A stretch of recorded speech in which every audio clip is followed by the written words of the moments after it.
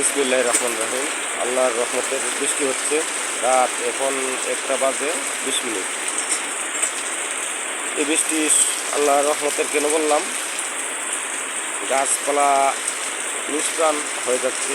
তারপর ধান অনেক জমিতে আমি দেখেছি যে শুকিয়ে যাওয়ার মতো একটা ভাব ধরেছে।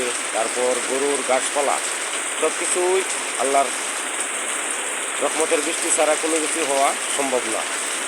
যেমন গবাদি পশুর ঘাস বর্তমানে হাওরে নাই বললেই চলে, কারণ যেমন লাগে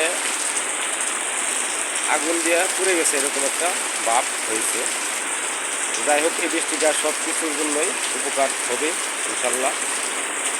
আর এই বৃষ্টিটার জন্য অনেক দিন যাবৎ অনেকে দোয়া করতেছে। একই তো রমজান মাস, এই রমজান মাসও রহমতের বৃষ্টি হচ্ছে, আলহামদুলিল্লাহ। আল্লাহ পাকের দরবারে অসংখ্য শুকরিয়া। এই যে দেখতেছেন, এখানে কিন্তু অনেক গাছ আছে, বেগুন গাছ আছে, অনেক গাছপালা আছে। আমি কিন্তু এগুলোতে প্রতিদিন পানি দিই। পানি দেওয়ার পরেও যেমন দেখেন, এই যে দেখেন পেঁপে গাছটা কিন্তু একবারে নিষ্প্রাণ হয়ে যাচ্ছে, এরকম মনে হচ্ছে। এখানে কলা গাছ আছে, এদিকে কাঁঠাল গাছ আছে, সবগুলা গাছে আমি প্রতিদিন সকালবেলা পানি দিই ঘুম থেকে ওঠার পর। তো আশা করি আর পানি দিতে হবে না।